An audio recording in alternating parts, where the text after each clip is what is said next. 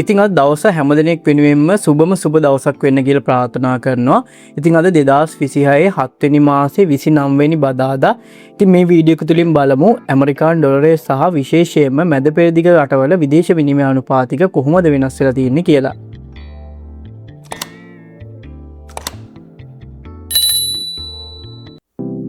ඉතින් අද ඇමරිකානු ඩොලරයේ විකුණුම් මිල 340.48ක් විදියට, ඒ වගේම යුරෝ එකක විකුණුම් මිල 387.65ක් විදියට තීරණය වෙලා තියෙනවා.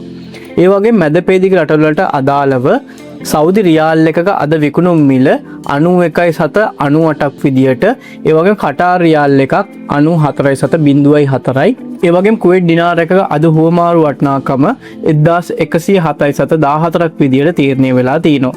ඒ වගේම එක්සත් අරාබි එමීර් දිරාම් එකක අද විකුණුම් මිල 94.82යි, ඕමාන් රියාල් එකක් 881.90ක් විදියට, ඒ වගේම බහරේන් දිනාර එකක අද විකුණුම් මිල 903.82යි, ඒ වගේම ජෝර්දාන් දිනාර එකක විකුණුම් මිල 483.60ක් විදියට, ලෙබනන් පවුන් එකක වටිනාකම රුපියල් 0.003.8ක් විදියට තීරණය වෙලා තිනවා. ඒ වගේම අවසාන වශයෙන් ඊශ්‍රායල් නෙව් ෂෙකිල් එකක වටිනාකම රුපියල් 109.69. ඉතින් ඔයාලට මේ වීඩියෝ එක වැදගත් වුණා නම් අනිවාර්යෙන් කමෙන්ට් සෙක්ෂන් එකේ කමෙන්ට් එකක් දාගෙන යන්න. ඒ වගේම ලයික් එකක් දාගන්නත් අමතක කරන්න එපා. එහෙනම් අපි ඊළඟ වීඩියෝ එකෙන් හම්බෙමු.